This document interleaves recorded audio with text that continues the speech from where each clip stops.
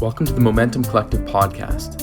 Momentom Collective provides training spaces and community around the world for unconventional minds and nomads to co-create the future. This podcast shares ideas on how we can transcend and shift towards our highest self.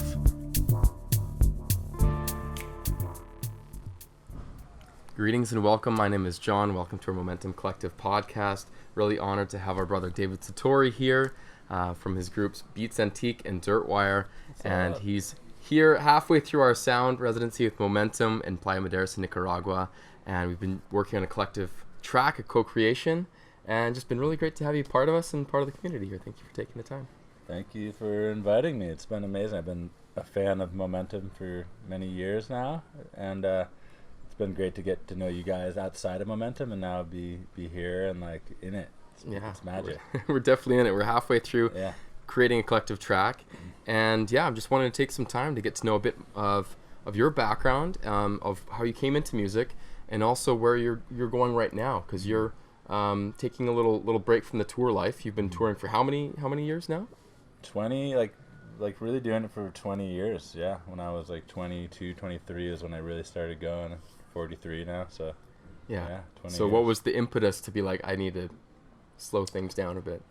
I think after you do anything for a certain period of time, no matter what it is, you can get in maybe unhealthy relationship with it. Like I wasn't being fully inspired as a performer, and that was my own journey of just dealing with being on stage, and the tour life can be hard after a while of like all the travel and not having a home. So I'm looking to root a little right now and not have to perform. Like I love performing, but I wanted to just take a break and space from that part of myself.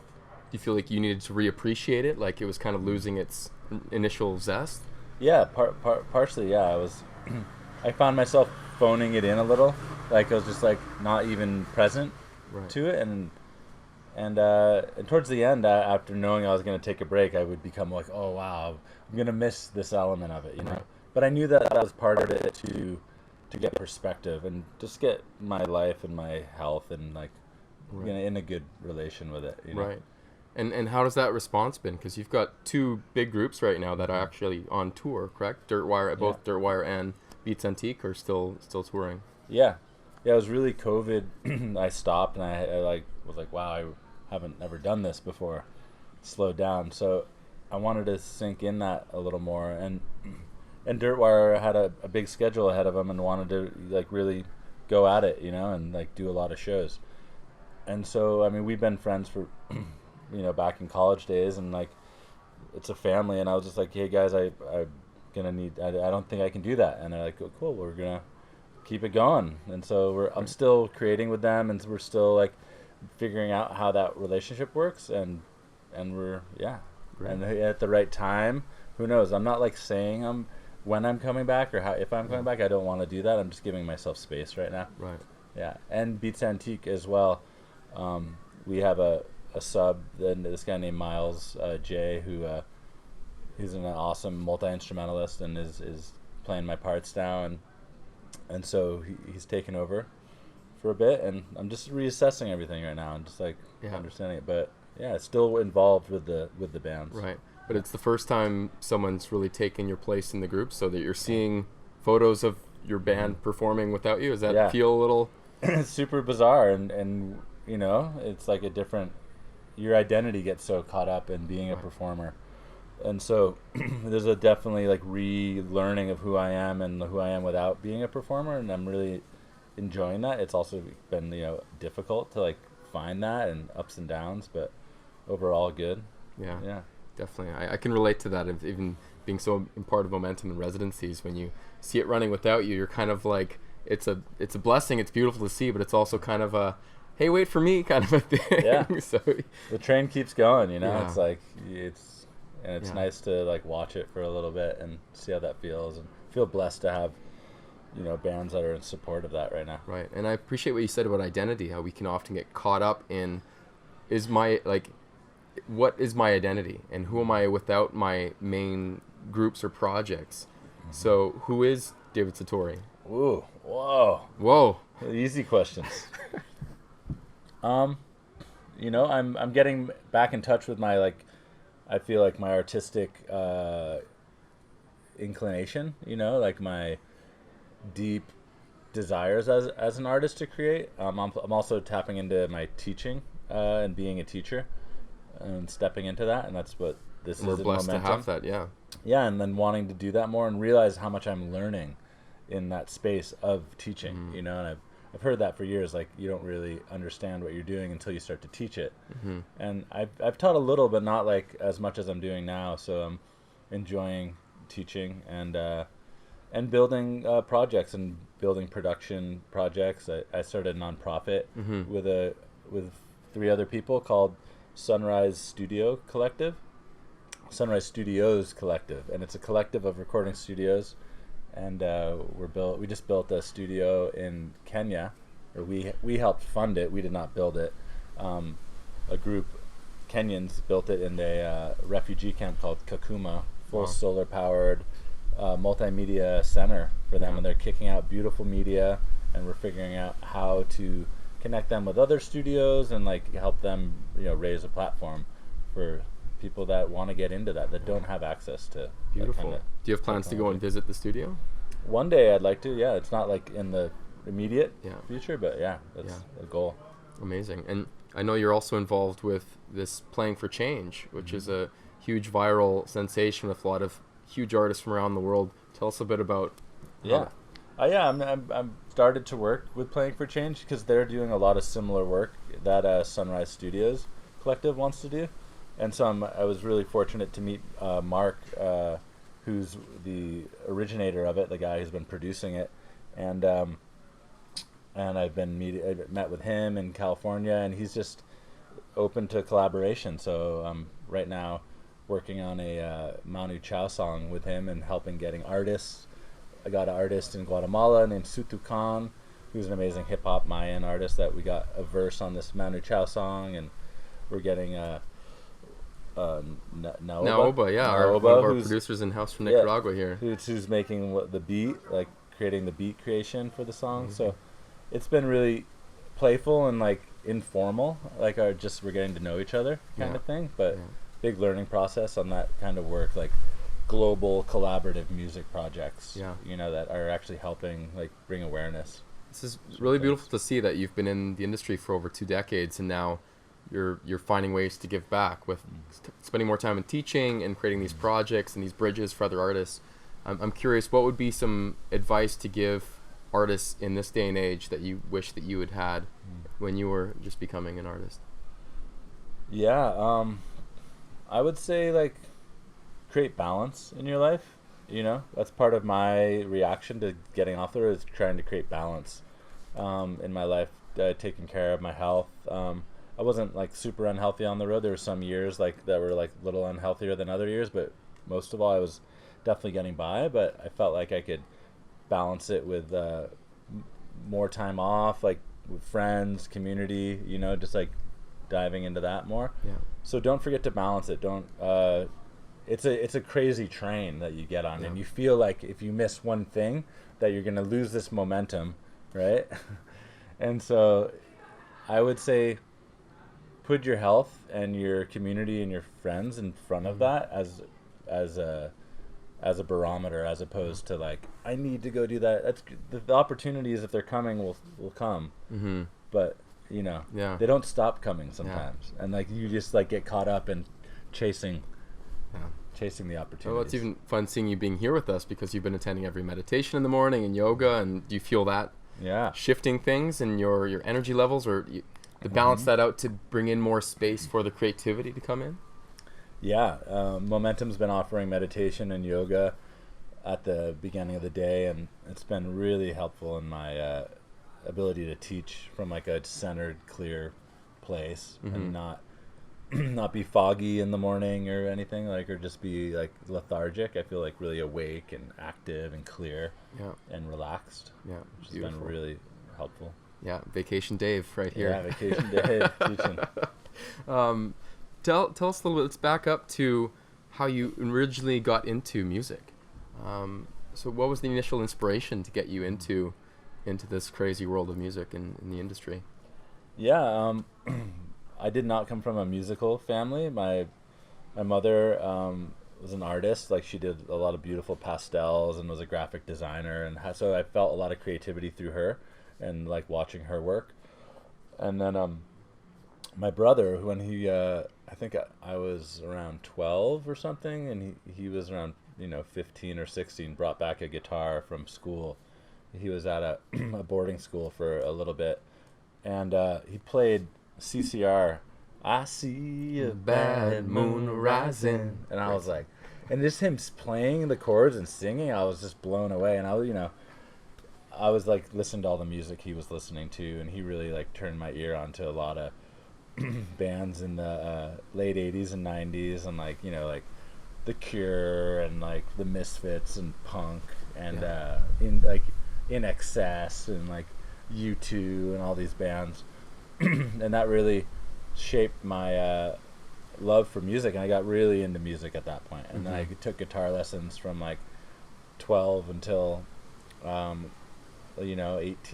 I for 6 years I did guitar lessons. And that really, I had a really great guitar teacher named Steve Blair. He's a jazz guitar player from Burlington, Vermont, and he had a big influence on me and helped me produce. And we used a 4-track and old MIDI keyboards, and and then I got into Cal Arts, which is a music school in Southern California, LA. And then that was just full music all the time. And then how did things steer into the kind of different ethnic sounds and cultures? Because for me, Beats Antique was one of the first groups to really merge that klezmer, gypsy, electronica kind of thing. So how did things shift into this world beyond the guitar?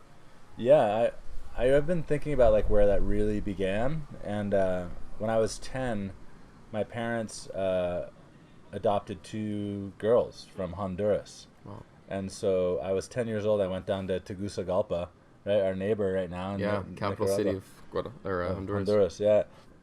And we and that was my first exposure of like traveling and going to another country that is doesn't have as much money as the U.S., right? I don't like to say third world, right, because it seems like a weird term, but developing country. Yeah, developing country, a poorer country, and I just saw that. I saw that the difference, and I saw the beauty, and I saw the culture, and I saw like the richness there, and that really changed my mind. And then Vermont is a pretty white state, a lot of white people, so growing up with 2 Latina girls from Honduras like changed my perspective. And then what was the age difference for they're both younger than me.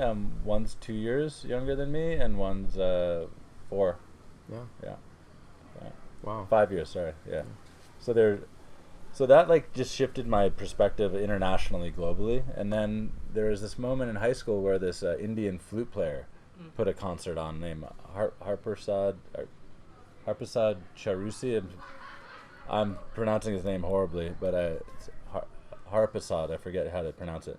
He's a famous flute player, bamboo flute player, and he did an Indian classical concert, and it just really shifted my brain. I don't know, that sound, and I got a CD, and I just listened to it at night, and I just started getting familiar with that. Started getting into Eastern philosophy. Alan Watts I heard on the radio. Perfect. Just heard like on a random radio program. And so like with all that Eastern thought, philosophy, and culture, I just started getting really curious. Because I don't know, like I just wasn't too, I didn't feel connected. I wasn't like square dancing in a barn or anything, Right. I didn't feel connected to a culture. Right.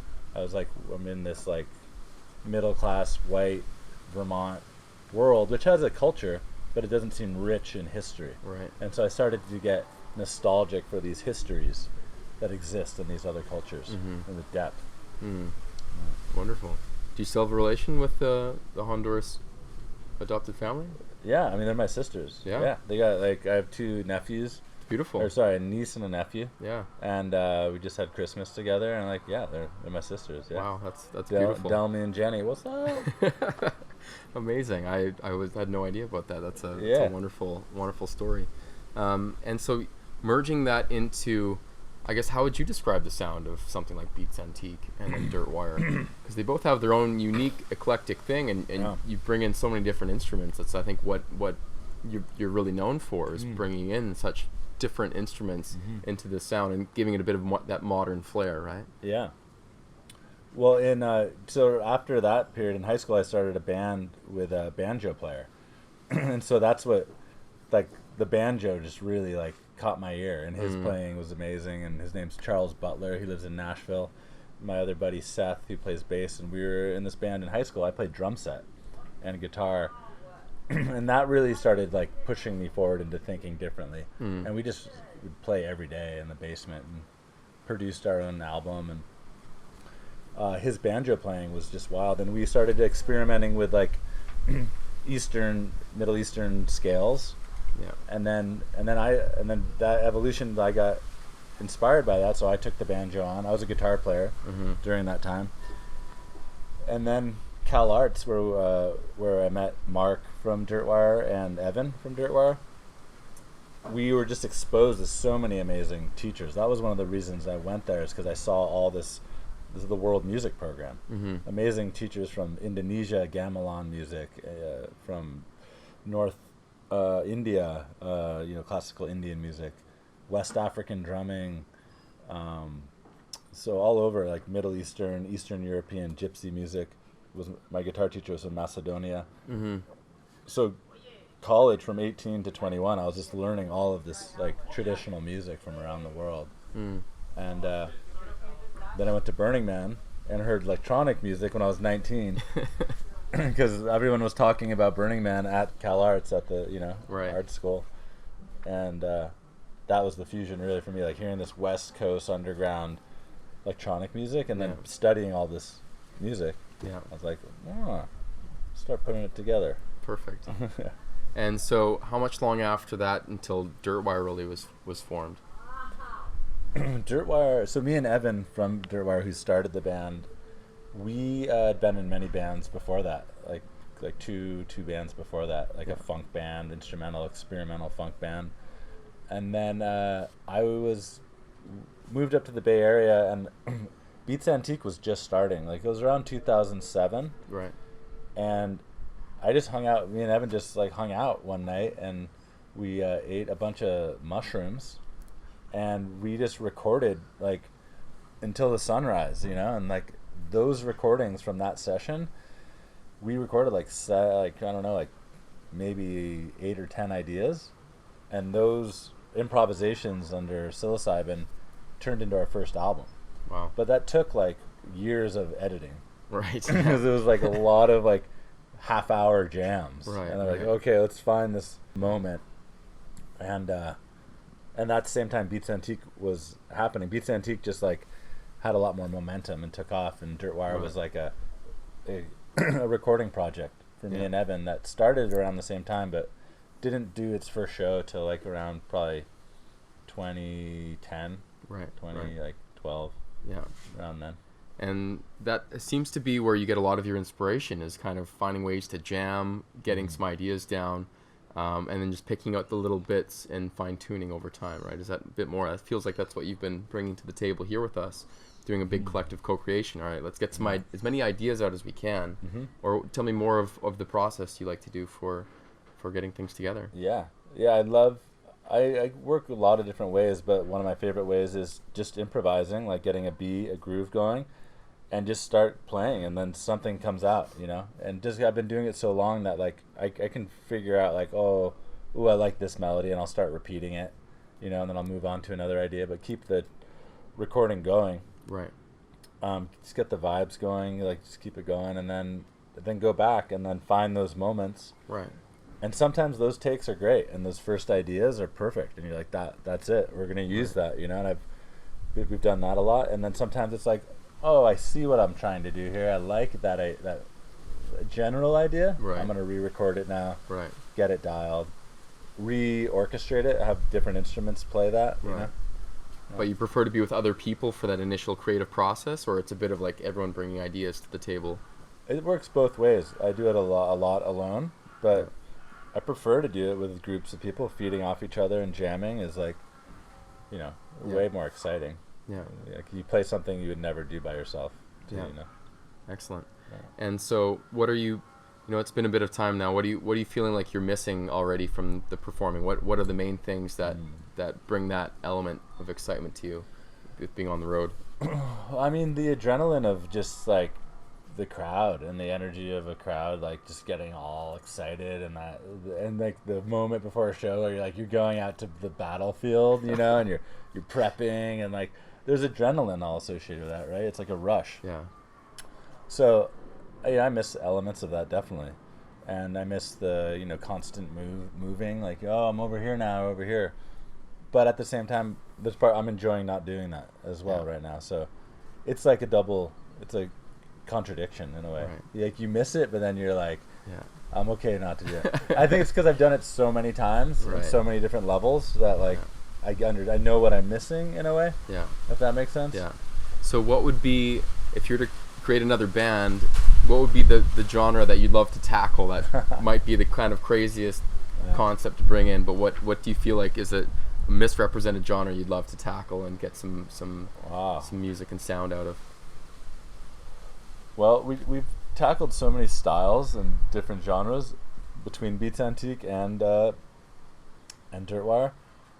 So it's a hard one. But I have a guilty pleasure in like cheesy synth pop. Yes.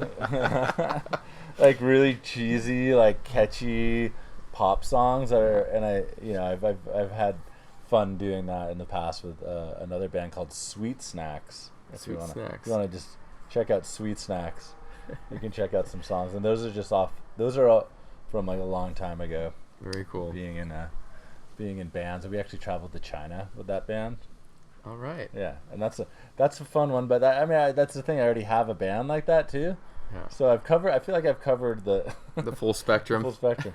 I sometimes like pretend like or think I want to be in like a samba band when I'm like a bossa nova thing in Brazil on a porch, like in a chill cafe. Full percussive vibes. Yeah, when I'm like 60. Yeah. Like just chilling and like playing some bossa nova. Yeah.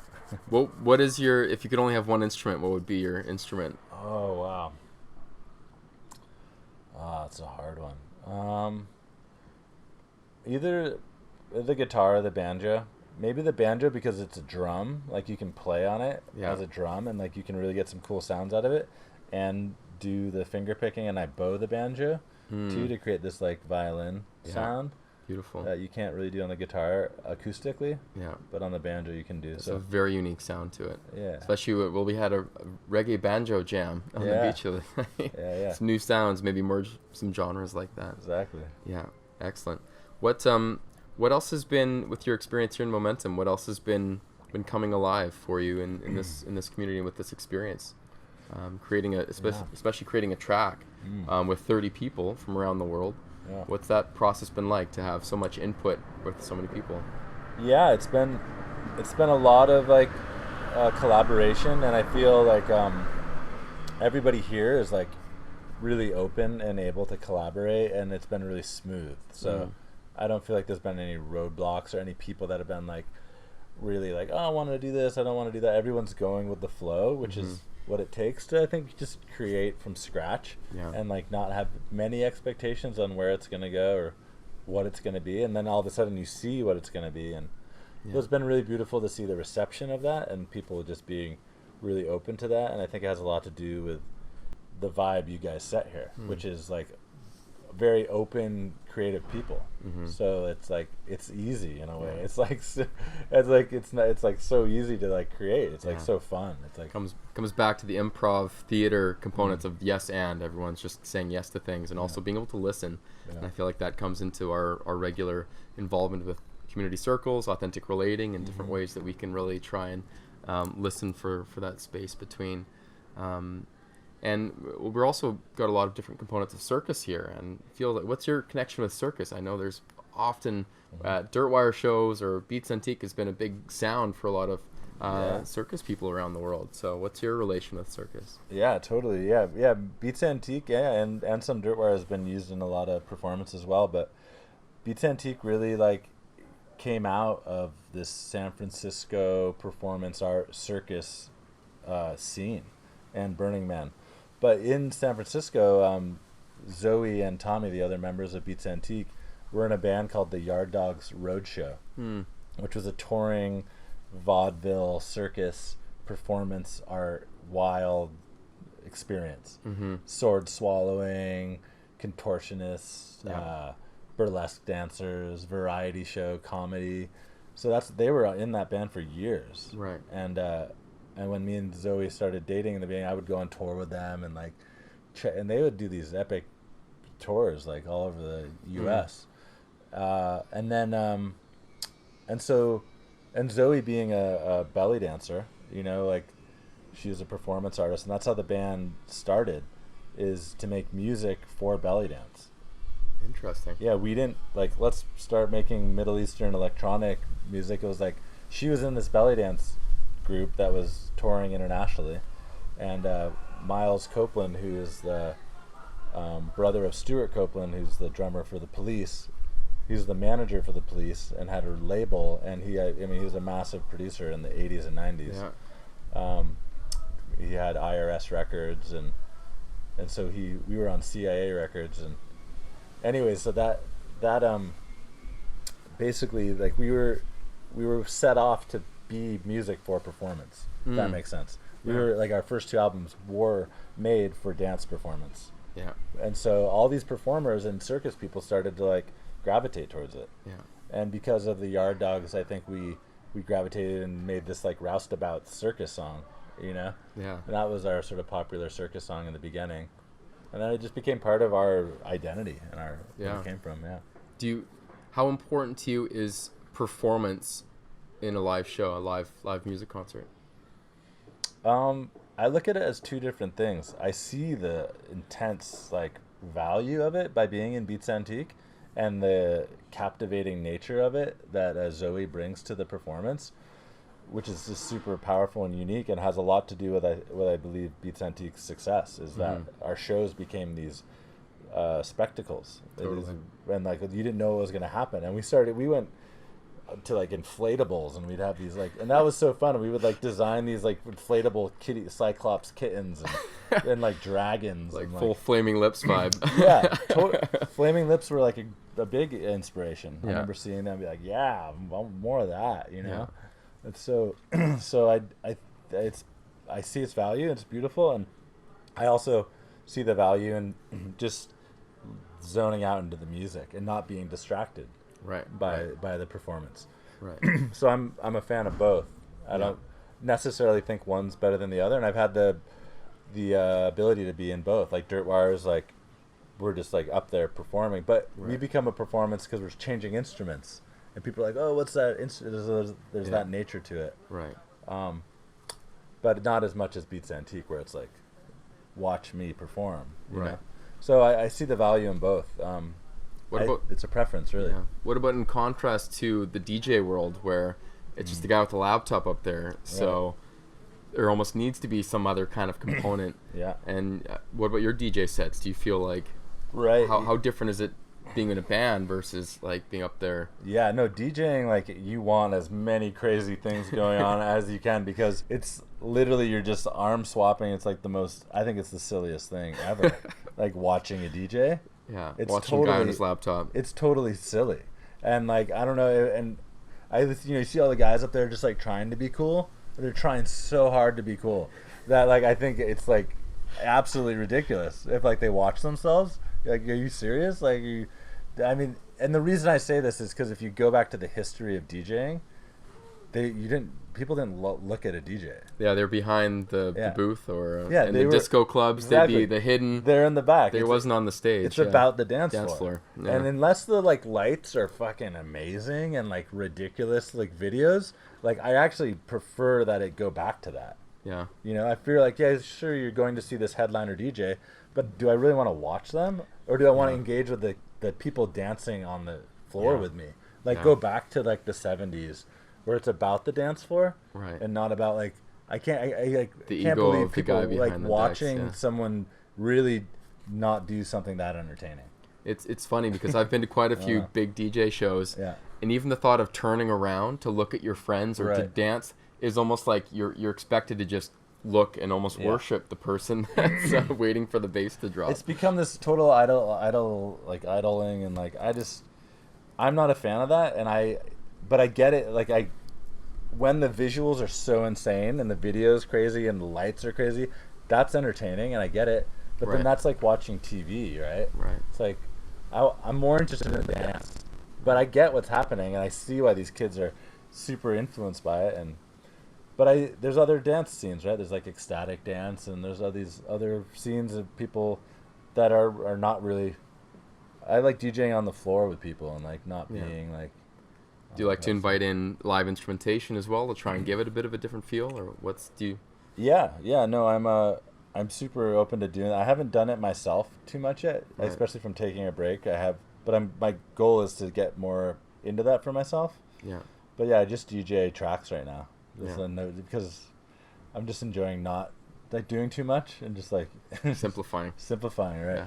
But I'm looking to develop that eventually. Yeah. Excellent. We're got another few days left with you. We're actually going to have Izzy Wise come in, and Matute, percussionist. We're really excited to have some more of that. Is this, with the whole community vibe happening here, like what does community mean to you? Do you have much experience being in spaces like this that's a bit more community driven?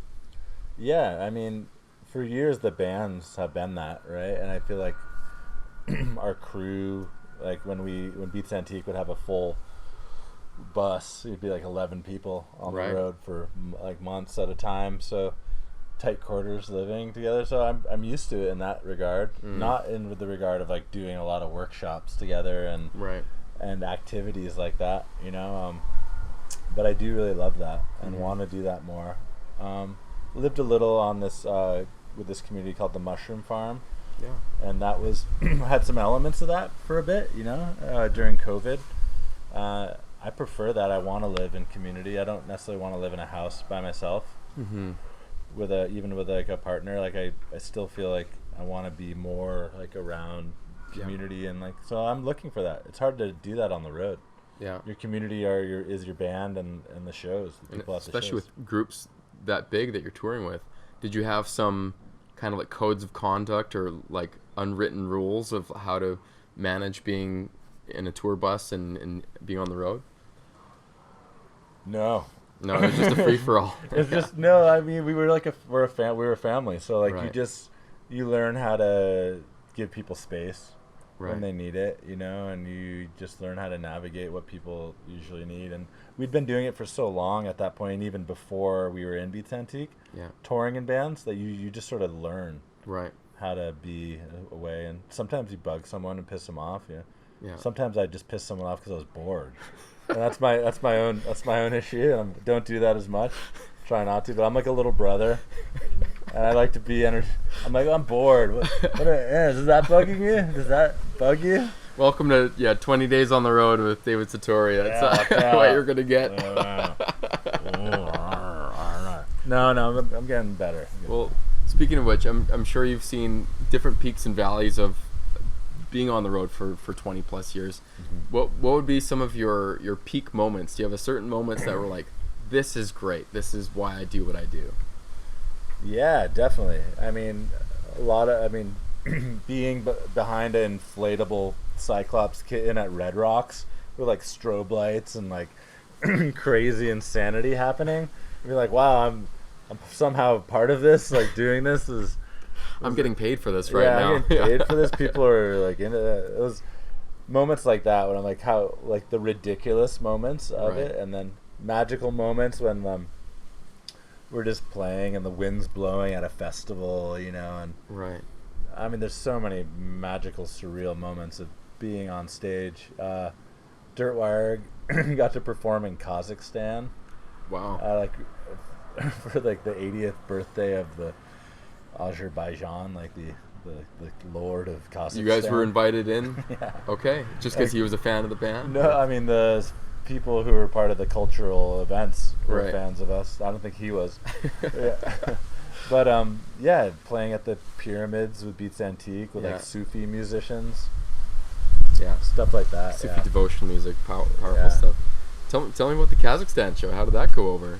That actually, it totally nerve-wracking because our shit wasn't working before, and like power was going out, sparks were going off. It's all like on live TV, and like we had to transition in like 15 minutes. And I remember having to go, like, I saw we plugged something in, sparks went off, and I had to go running get an adapter, and got the right adapter just in time. And I mean, I do like that adrenaline, like if like this doesn't work out, like it could be like really awkward. Yeah. But then nailing it, and like we got it, and then you have to like, that didn't happen, you know. Have you had some incredibly awkward moments on stage? I mean, over all the years, like the computer, it's always about the computer, right? Because we're playing electronic music with tracks that they've gone out a small amount of times. Like I can't count, like maybe like 4 or 5 out of hundreds of shows. So what we usually do is we have drums on stage, and we'll just start drumming. Show must go on. The show must go on. So like, I actually don't like get crazy about those moments. I think it's like more like, we're real, we're flawed. Yeah. Like the shit breaks. I sort of enjoy that kind of shit. Not that I want it to happen, but I'm like, okay, well, you're getting your own poke back. Yeah, I'm getting poked back by the universe.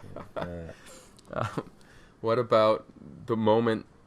Because Beats Antique seemed to get pretty big pretty quickly. But was there a moment you're like, I think we've crossed the threshold where I'm a musician now. I'm a full time. Were a few of those moments that come to mind when you're? Yeah, I mean, it happened pretty quick. Like in 2010, we sold out 2 nights at our at the Independent, which was like a medium-sized venue. But the fact that we sold out 2 nights like ahead of time, we were like, oh wow, something's happening. There's like a wave happening. And I think the success was just being able to go on the road and like pay rent and make like decent money, you know, and like be able to do what we love and like make money at it, you know. Yeah, the threshold of covering all your bills is always a good threshold as a musician. That's all I wanted to get to. That's like all I wanted to, you know, get to. And I think that's what I consider success, is someone paying for their lifestyle and doing what they want. Yeah. It's not about making like millions of dollars or whatever. Yeah. It's really hard to make money as a performer and a touring musician. Yeah. It's totally possible. It's a lot of work, and I feel really blessed too. Especially now, I mean, you almost have to go on tour to make money as a musician. Streaming has become so challenging. Album sales are almost non-existent. CDs don't exist really anymore. Yeah. So, getting creative with merch. Yeah, and I was gonna say, you're a creative guy with merch and also NFT world. Yeah. Dirtwire has done really good stuff with merch, and Beats Antique, like just selling stuff that you wouldn't think, like jewelry or like instruments, you know, like weird things people wouldn't be able to get anywhere else. T-shirts, all the normal stuff, but you can get that unique niche of like curated merch. That people really are doing well in that regard. But I did an NFT with Beats Antique, and that was fun during the NFT boom. Of what was that, 2020? Back in the day. Are we in 2023? Yes, we are. Oh my! I know. We need to say that a few more times to let it be a bit more real. Yeah. Do you see NFTs coming back in for musicians to be a? Yeah. No, I see all that technology as like where we're going. Yeah. Yeah, I feel like that's where we're headed, is like getting more serious about digital assets, digital property.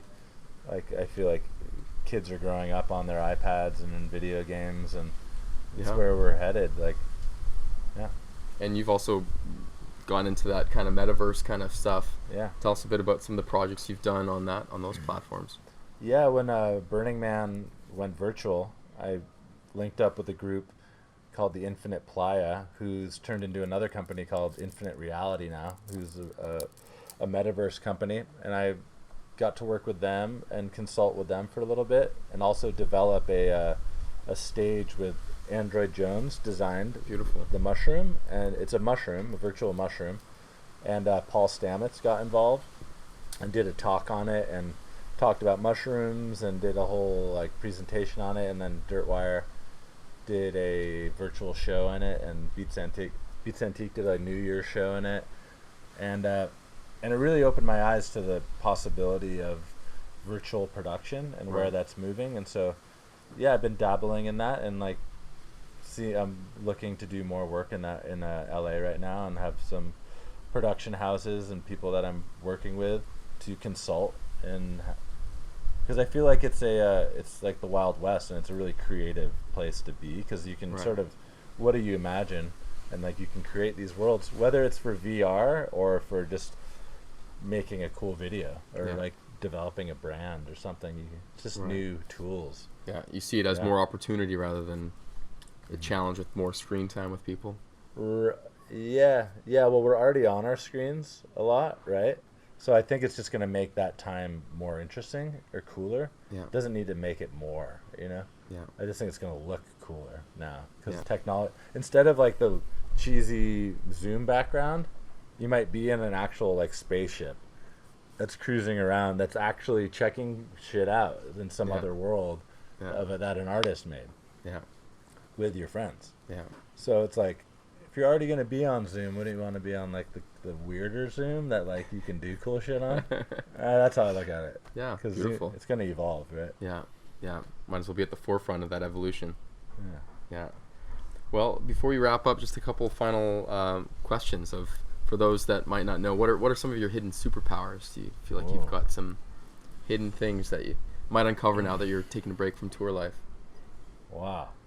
Well, I'm inspired by capoeira, Brazilian martial arts and dance and music, and it's not a superpower yet, but I'm developing it.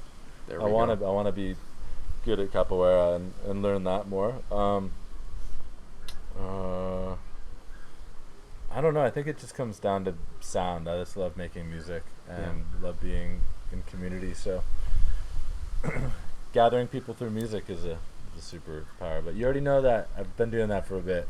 Well, yeah, and I guess that's a good question to lead into. There's a lot of challenge in the world.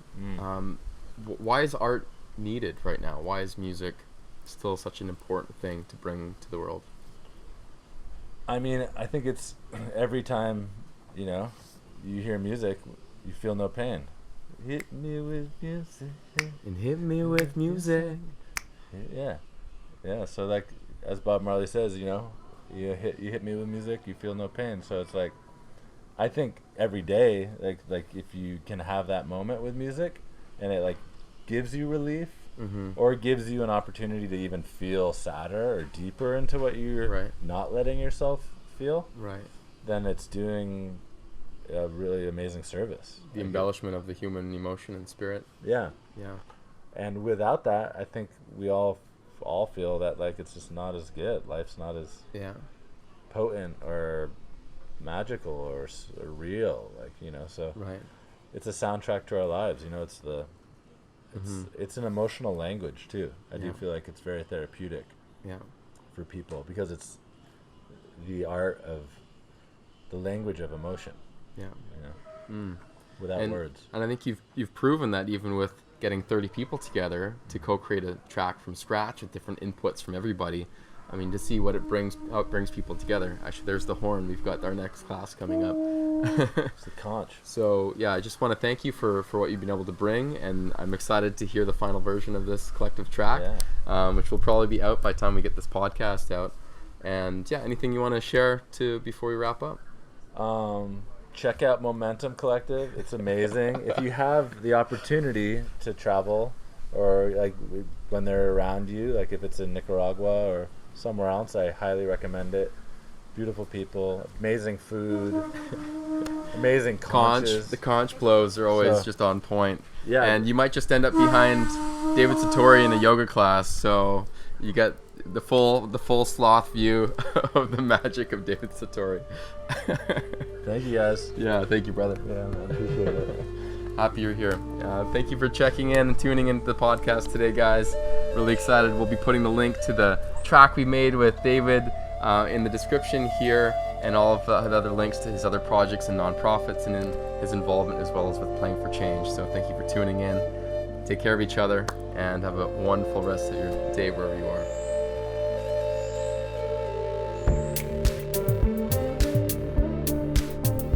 For more info or content from Momentom Collective, or to apply for one of our international artist residencies, visit momentomcollective.com. That's Momentom, MOMENTOM.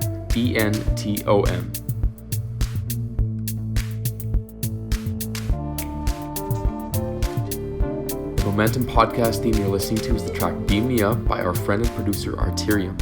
For more eclectic soundscapes, find Arterium on SoundCloud.